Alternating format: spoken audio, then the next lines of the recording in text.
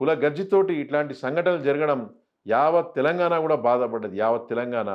కృష్ణన్న గారు ఒక ఎంపీ కాబట్టి ఆయన భారీ ఎత్తున ఒక 30, 40 వెహికల్ల కాన్వాయ్ తోటి ఆయన ఒక 300 మందితోటి పోయి ఆ కుటుంబాన్ని పరామర్శించడం జరిగింది. నాగర్ కర్నూల్ చౌరస్తాలో టెంటేసుకొని వాళ్ళు ధర్నా చేస్తున్నారనమాట. అక్కడ పోయి పరామర్శించి వాళ్ళకి ధైర్యం ఇవ్వడం జరిగిందనమాట. ఇట్లాంటి సంఘటనలు మళ్ళీ జరగొద్దని ప్రభుత్వాన్ని కూడా హెచ్చరించినాము. ప్రభుత్వం కూడా వెంటనే మేము ఏ రోజైతే జర్నీ స్టార్ట్ చేసినామో ఆ రోజు తెల్లవారుజాముననే ప్రభుత్వం ఆ రోజు 10:00కి న్యూస్ వచ్చింది. మేము 9కి మొదలైనాం. 10కి న్యూస్ వచ్చింది. 3 అరెస్ట్, 8 నిందితుల్లా 3 అరెస్టు. అట్లాంటి ఇంపాక్ట్ ఆర్ కృష్ణన్న చూపిస్తున్నారు ఈరోజు సమాజంలో. న్యాయం వైపు ఆయన ఉన్నారని ఇంటెలిజెన్స్ వర్గాలు, రాజకీయ నాయకులకు తెలుసు.